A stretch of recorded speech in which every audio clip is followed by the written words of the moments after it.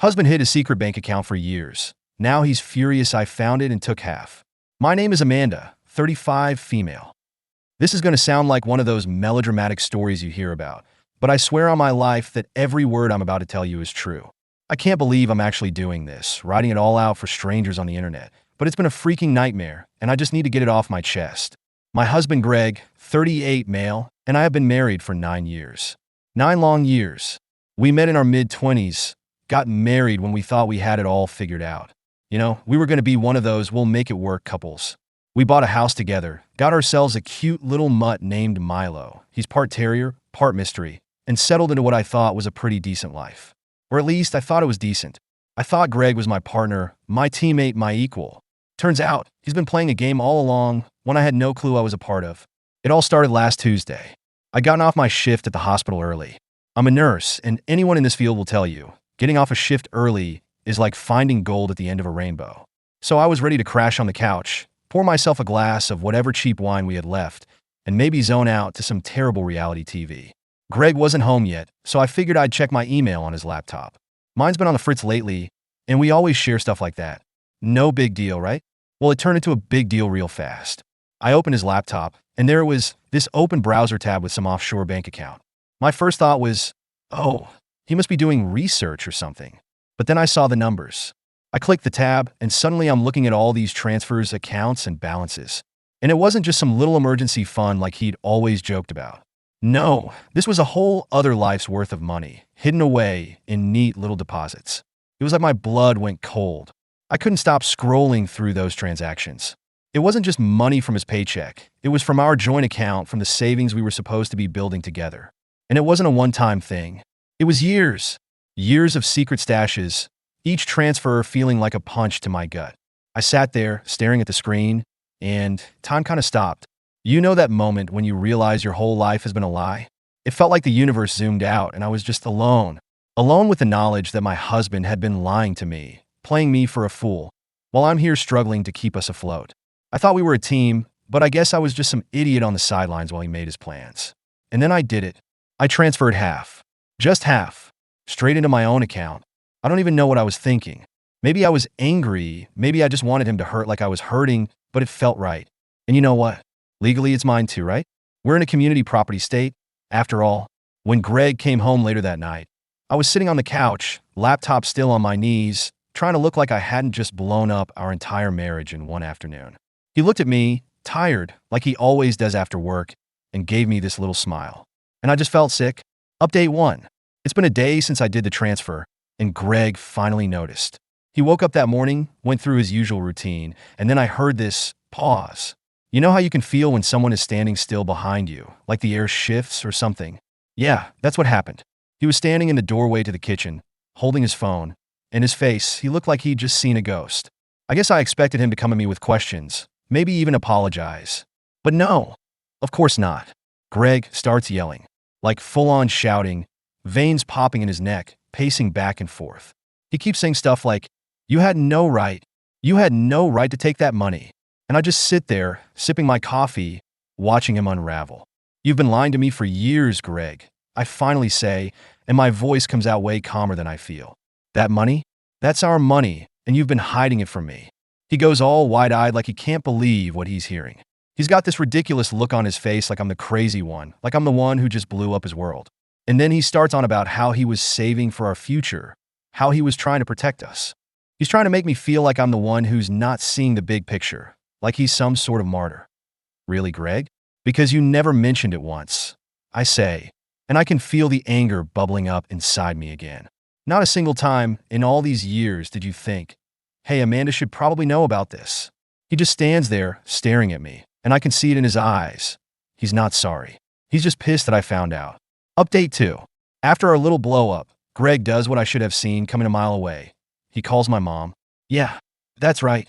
He actually picked up the phone and called my mother. And my mom, Karen, 58, female, being the ever-doting mother-in-law that she is, comes over, all flustered and concerned. She walks into our house, clutching her purse like she's about to give a sermon. Greg's standing in the corner, arms crossed, acting like he's some wounded soldier. My mom sits me down at the kitchen table and starts with this sigh that she's been perfecting for decades.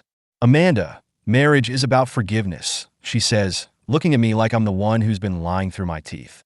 I try to explain what's going on. I lay out everything. How he's been hiding money, how I found out, how I felt completely betrayed. But every time I get to the part where he screwed me over, she waves her hand dismissively. Well, men do that sometimes, she says like it's no big deal. Your father always kept a little on the side too, for rainy days. I swear, I could feel my blood pressure spike right then. I stood up so fast, my chair scraped against the tile. Yeah, well maybe you should have taught me how to see through liars better, Mom. I snapped at her. And honestly, I don't regret it. She sat there, mouth hanging open, like I'd just slapped her across the face.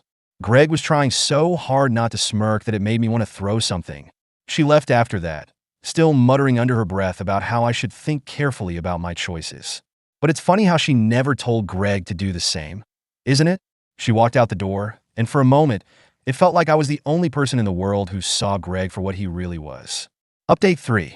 I needed to talk to someone who wasn't going to give me some speech about how I should just make peace with this mess. So, I called up Greg's older brother, David, 42 male. Now, David's always been kind of a loner, not really into the whole family drama thing, so I figured he'd be more neutral. Boy, was I wrong. We meet up for coffee at this little diner we used to go to. I'm spilling everything, and David's just sitting there listening, not saying much. But then he leans back in his chair and says, "Yeah, that sounds like Greg. He's always been one to keep a little cushion on the side." I nearly choke on my coffee. "You knew about this?" I ask, my voice way too loud for the quiet diner. And he just shrugs, like it's no big deal, like it's just a quirk of Greg's, like I should have known all along. "That's just how he is," David says, stirring sugar into his coffee like this is the most normal thing in the world. "It's not like he was going to leave you or anything." And then, as if it's just casual gossip, David mentions that Greg's been planning some trip to Bora Bora, alone. He says it like it's supposed to be a joke, like Greg's just quirky that way. I felt my stomach turn. I thought I might throw up right there in the middle of the diner, because Greg never mentioned a trip, never even hinted at a vacation.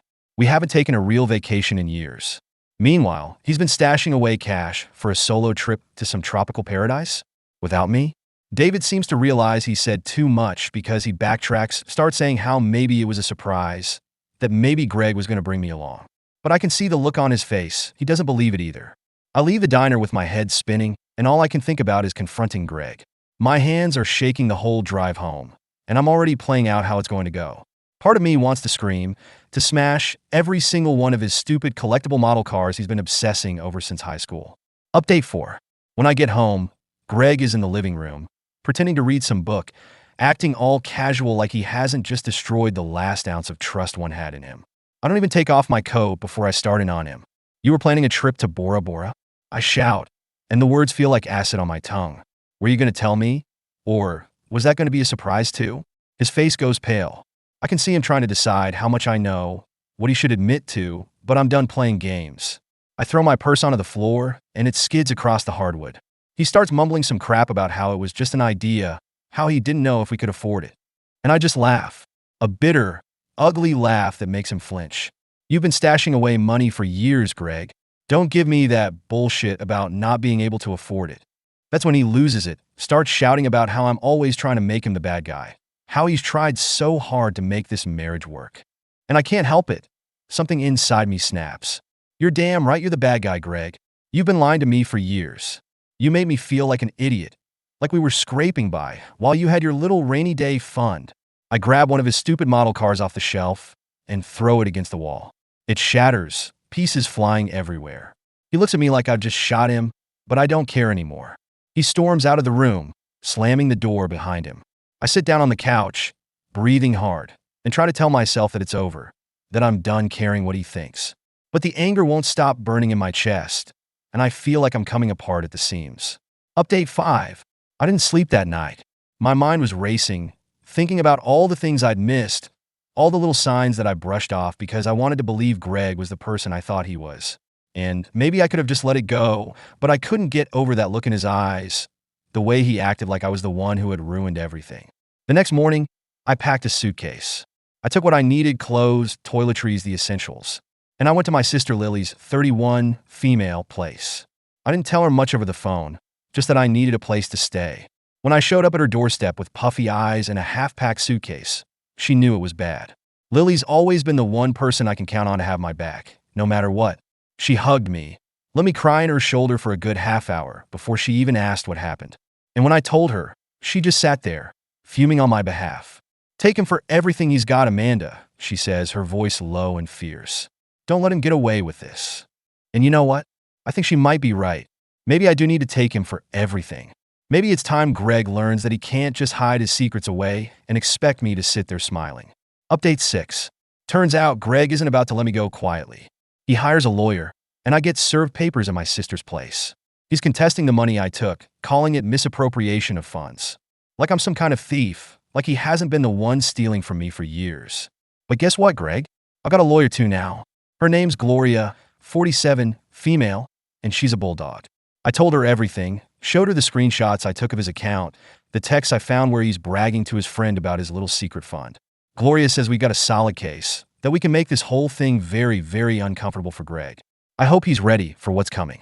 Update 7. The past couple of weeks have been intense, to say the least.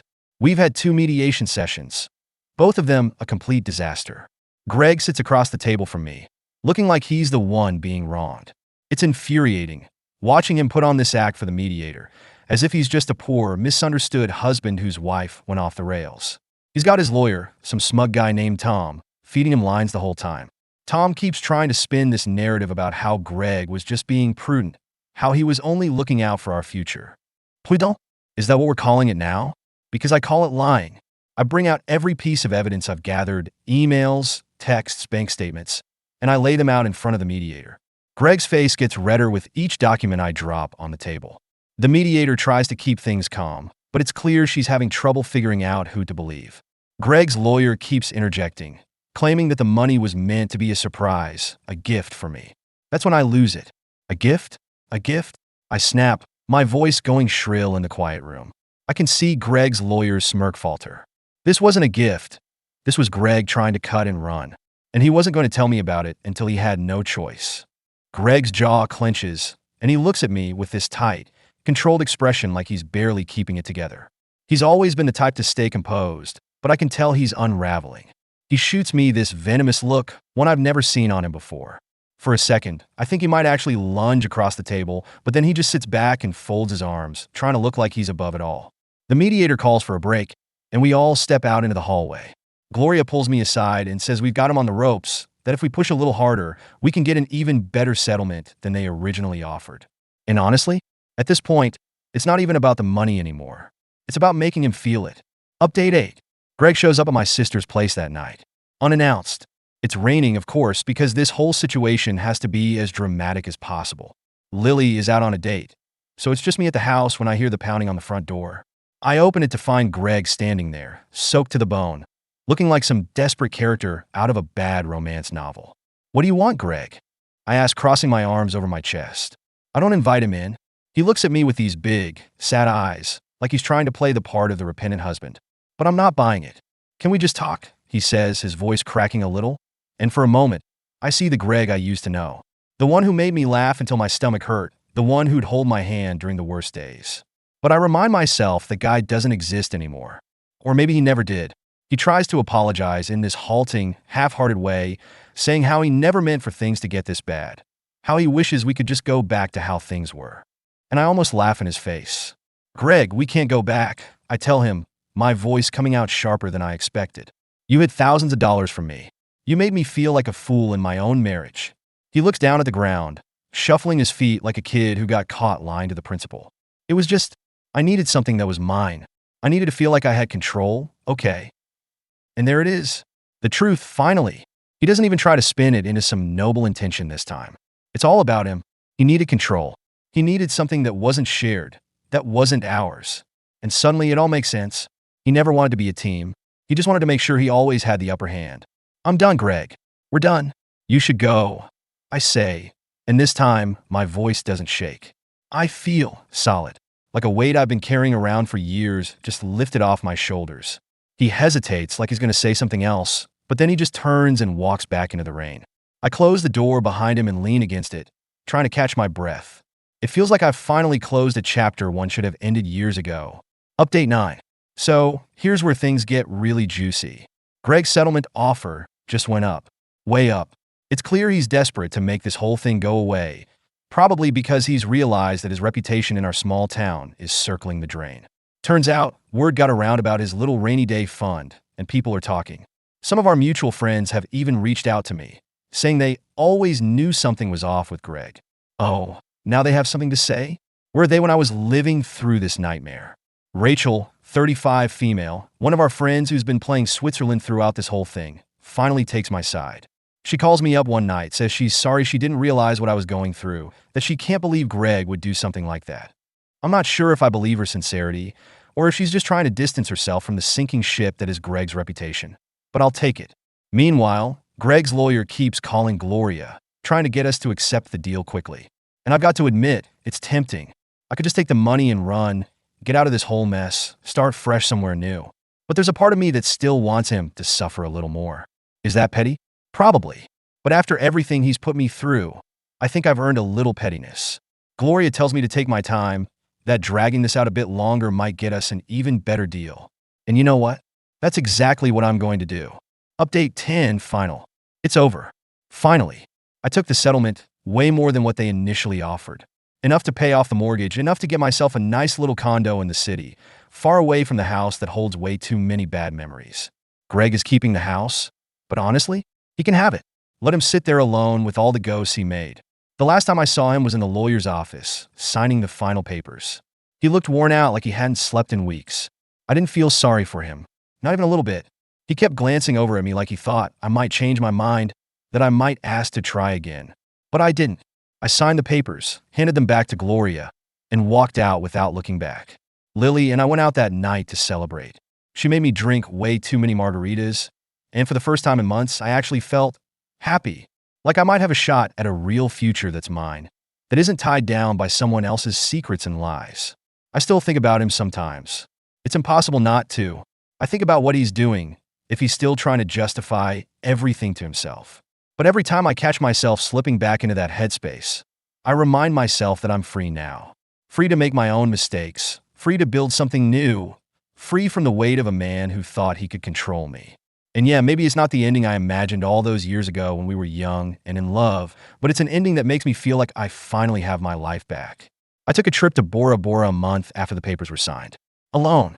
It felt like a little screw you to Greg's ghost, but mostly, it felt like a promise to myself that I'm never going back to the person I was with him.